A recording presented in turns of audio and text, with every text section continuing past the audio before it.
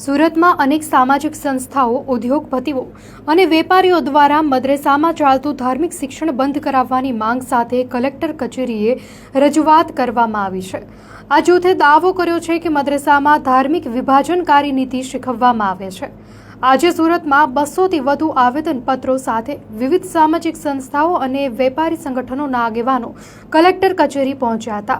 તેમણે મુખ્યમંત્રીને સંબોધીને રજૂઆત કરી કે મદ્રેસાઓમાં ધર્મના નામે જે શિક્ષણ અપાઈ રહ્યું છે તે બંધ કરાવવું જોઈએ।